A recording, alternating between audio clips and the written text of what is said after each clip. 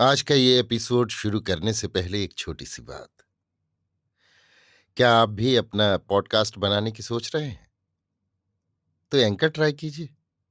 ये पॉडकास्ट बनाने का सबसे आसान तरीका है। नंबर 1, ये फ्री है। नंबर 2, इसमें कई सारे ऐसे टूल्स हैं जो आपको अपने फोन और कंप्यूटर पर रिकॉर्ड और एडिट करने की फैसिलिटी देते हैं। नंबर 3, आप अपने पॉडकास्ट को डिस्ट्रीब्यूट भी कर सकते हैं, जिससे इसे स्पॉटिफाई और दूसरे प्लेटफॉर्म पर सुना जा सके। तो डाउनलोड कीजिए फ्री एंकर ऐप या विजिट कीजिए anchor.fm पर अपना पॉडकास्ट स्टार्ट करने के लिए। ये तो थी एक छोटी सी जानकारी, और अब शुरू करते हैं एपिसोड का सिलसिला। तो आज के एपिसोड में लीजिए सुनिए ओ हेनरी की लिखी कहानी धन्यवाद दिवस, मेरी यानी समीर गोस्वामी की आवाज में। साल में एक दिन ऐसा होता है जो हमारा अपना है। उस एक दिन हम सब अमेरिकावासी, जिन्होंने अपना भाग्य स्वयं अपने हाथों नहीं गढ़ा है, बिस्किट खाने के लिए अपने पुराने घर में जाते हैं और आश्चर्य करते हैं कि वो पुराना पंप मेहराब के कितना नजदीक दिखाई पड़ने लग गया है। भला हो इस दिन का। राष्ट्रपति रूजवेल्ट ने ये दिन हमें दिया है। हम प्यूरिटन लोगों की बातें सुनते हैं, पर हमें याद नहीं कि वे कौन थे। मैं शर्त लगाता हूं कि अगर वे फिर से यहां पांव रखें तो हम उन्हें पीट दें। प्लाईमाउथ रॉक, ये नाम अधिक परिचित लगता है। जब से टर्की ट्रस्ट ने अपना काम शुरू किया, हम में से कईयों को मुर्गियों पर उतर आना पड़ा, लेकिन वॉशिंगटन से कोई न कोई इस धन्यवाद दान की घोषणा का पूर्व समाचार उनको चुपचाप जरूर दे रहा है। गुलाब की झाड़ियों के दलदल के पूर्व वाले शहर ने तो इस धन्यवाद दिवस को एक प्रथा सा बना लिया है। नवंबर का आखिरी गुरुवार ही एकमात्र वो दिन है जब समुद्र के इस पार बसे हुए अमेरिका का महत्व प्रकट होता है। ये एक दिन ऐसा है जो अमेरिकन है। हाँ, त्योहार का दिन, सिर्फ अमेरिकन। और अब लीजिए वो कहानी जो सिद्ध कर देगी कि महासागर के इस पार वाले देश में भी साहस और अध्यवसाय की कृपा से कुछ परंपराएं हैं जो इंग्लैंड की परंपराओं से भी अधिक तेजी से पुरानी और मजबूत पड़ रही हैं। यूनियन स्क्वायर में अगर आप पूरब की तरफ से घुसें तो फव्वारे के सामने वाले रास्ते की दाहिनी ओर तीसरी बेंच पर स्टफी पीट अपनी जगह पर बैठा मिलेगा। पिछले 9 वर्षों से हर धन्यवाद दिवस पर ठीक 1 बजे वो इसी स्थान पर बैठा मिलता है। हर बार उसमें वही बीतती है। ऐसी बातें जिनका उल्लेख चार्ल्स डिकन्स की रचनाओं में मिलता है और जिनसे उसका सीना और पेट दोनों फूल उठते। पर आज अपने सालाना नियत स्थान पर बैठा हुआ स्टफी पीट ऐसा लगता था मानो आज वो केवल अपनी आदत के फलस्वरूप ही वहां आया हो, न कि हर साल की तरह भूख के कारण, जैसा कि दानी मानी लोग बहुत दिनों के बाद कभी कभी इन गरीबों पर दया करते समय सोचते हैं। निश्चय ही पीट आज भूखा नहीं था।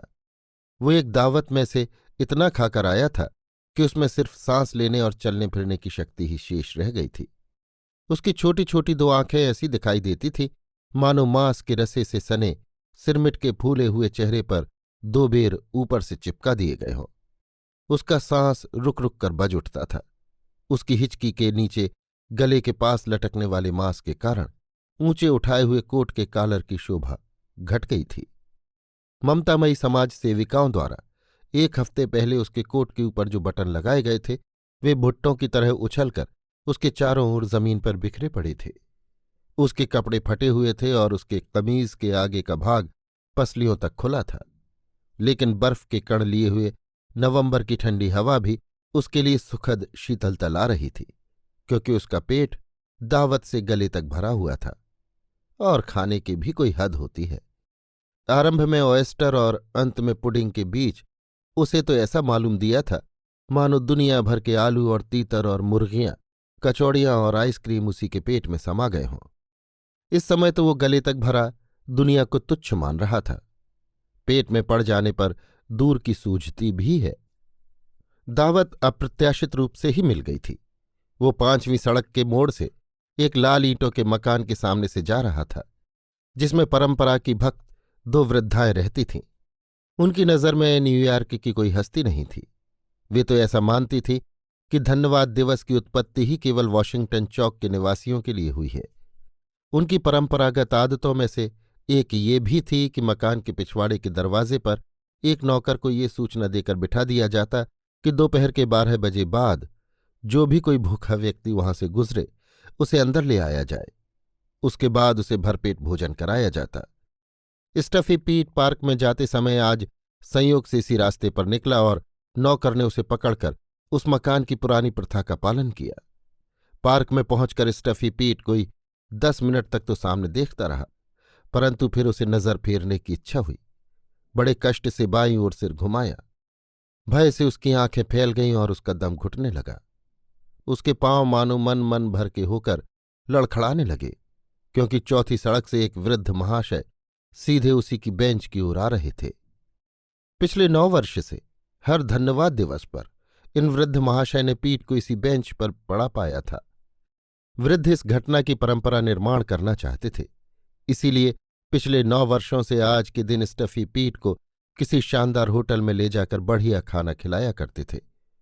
इंग्लैंड में तो ऐसी बातें लोग सहज ही कर दिया करते हैं, परंतु इस देश का इतिहास अभी बहुत पुराना नहीं है और 9 वर्ष की परंपरा भी कोई बुरी नहीं।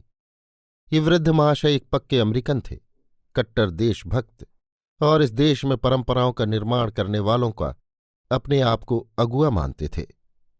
किसी भी रिवाज की गणना आकर्षक परंपराओं में करवाने के लिए आवश्यक होता है कि हम उस बात को बीमा के साप्ताहिक प्रीमियम इकट्ठा करने या सड़कें साफ रखने की तरह बिना किसी तरह की ढील दिए लगातार करते जाएं। वृद्ध महाशय शान से सीधे उसी संस्थान के पास आए जिसे वे पाल रहे थे। ये सत्य है कि स्टफी पीट को साल में एक दिन खाना खिलाने में राष्ट्रीयता का कोई महत्व नहीं है, जैसा कि इंग्लैंड में मैग्ना कार्टा का अथवा नाश्ते के साथ मुरब्बा खाने का। लेकिन ये भी तरीका है, बहुत कुछ सामंती इससे भी, कम से कम ये तो पता चलता है कि माफ करना, अमेरिका में भी रिवाज चलाना संभव नहीं है। वृद्ध महाशय कोई 60 साल के दुबले लंबे व्यक्ति थे। उनके कपड़े काले थे और उन्होंने एक पुराने ढंग का चश्मा धारण कर रखा था जो नाक पर नहीं टिकता। उनके केश पिछले वर्ष की अपेक्षा अधिक सफेद और कम थे।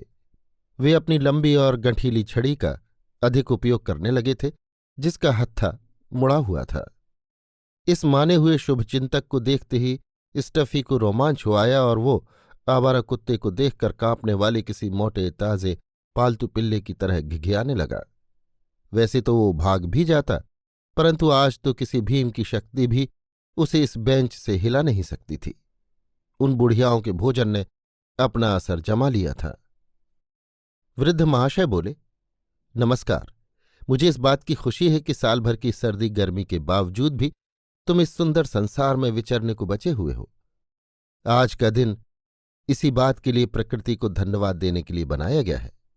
मेरे दोस्त, यदि तुम मेरे साथ चलो तो मैं तुम्हें ऐसा खाना खिलाऊं कि जिससे तुम्हारे पेट को भी उतनी ही तृप्ति मिले जितनी तुम्हारे दिमाग को।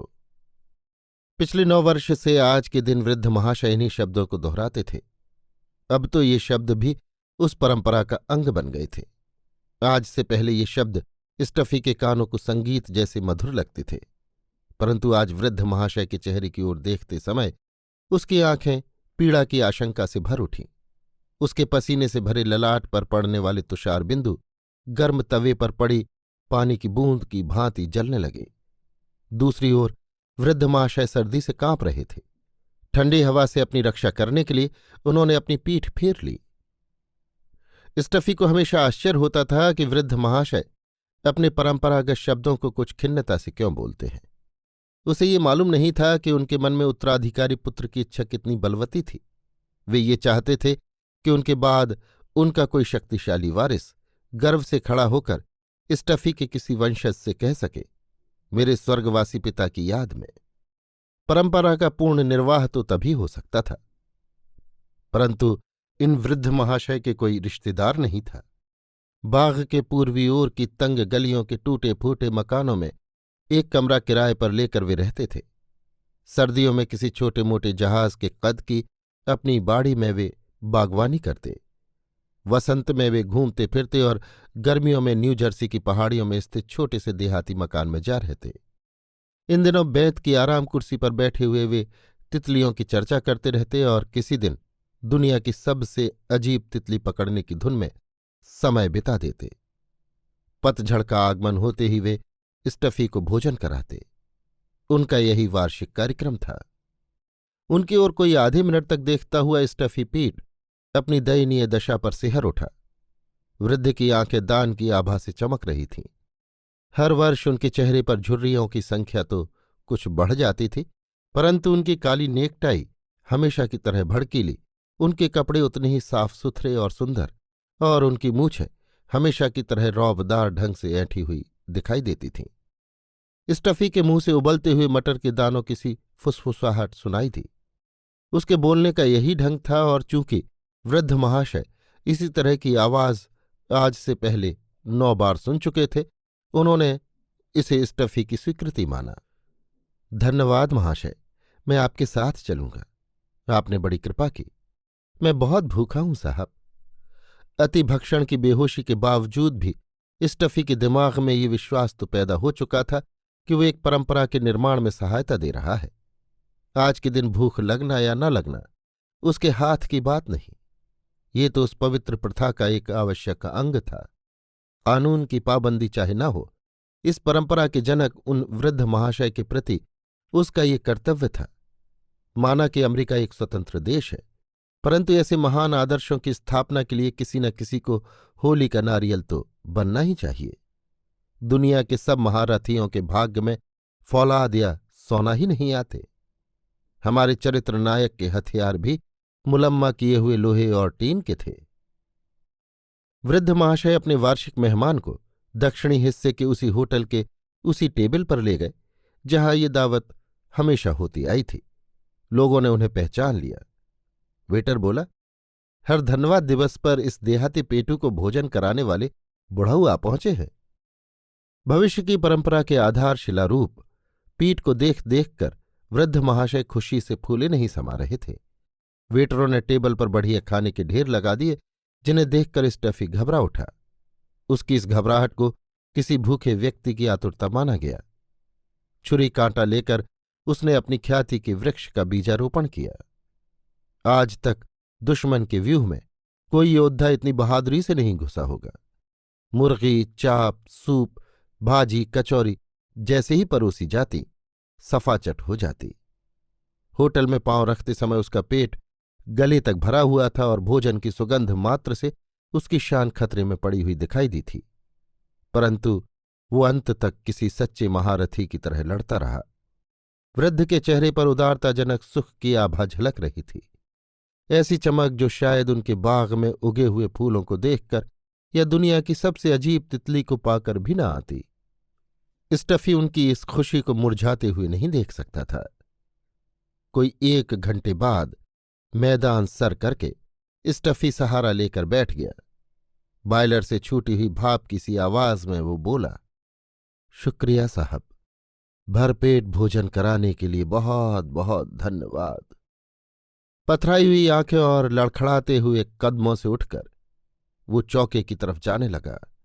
एक वेटर ने उसकी बांह पकड़कर उसे दरवाजे की ओर मोड़ दिया। वृद्ध महाशय ने सावधानी से पैसे गिनकर $1.30 का बिल चुकाया और 30 सेंट वेटर को टिप दी।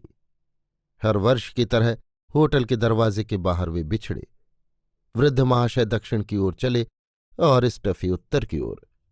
पहले ही मोड़ पर घूमकर स्टफी एक क्षण के लिए रुका। दूसरे ही क्षण वो पंख टूटे हुए उल्लू की तरह तड़पकर फुटपाथ पर लू लगे घोड़े सा गिर गया। तुरंत ही एम्बुलेंस आ गई। एम्बुलेंस के ड्राइवर और परिचारक ने उस भारी लाश को उठाते हुए मन ही मन शाप दिया। शराब की बदबू तो आ नहीं रही थी जिससे थाने ले जाया जाए, इसलिए स्टफी और उसकी दोनों दावतों को उठाकर अस्पताल पहुंचा दिया गया। डॉक्टरों ने उसे बिस्तर पर लिटाकर कोई असाध्य रोग ढूंढने की आशा में उसकी परीक्षा की, परंतु छुरी चाकू का प्रयोग करने जैसा कोई लक्षण दिखाई नहीं दिया। और आश्चर्य की बात, कोई 1 घंटे बाद ही एक दूसरी एम्बुलेंस गाड़ी में वृद्ध महाशय को भी अस्पताल लाया गया। उन्हें एक दूसरे बिस्तर पर लिटाकर अपेंडिसाइटिस की बातें होने लगीं, क्योंकि सूरत शक्ल से वे ऑपरेशन का खर्च उठाने लायक दिखाई दे रहे थे। कुछ देर बाद नौजवान डॉक्टर साहब इन दोनों मरीजों के विषय में एक नर्स से गपशप करने लगे, जिसकी आंखें उन्हें बेहद पसंद थीं। वे बोले, इन वृद्ध महाशय को बीमारी तो कुछ नहीं, उपवास के कारण ये हालत हुई थी। मेरा ख्याल है कि उनका खानदान पुराना और अभिमानी है। अभी मुझसे कह रहे थे कि 3 दिन से उन्होंने कुछ नहीं खाया। अभी आप सुन रहे थे ओ हेनरी की लिखी कहानी धन्यवाद दिवस, मेरी यानी समीर गोस्वामी की आवाज में।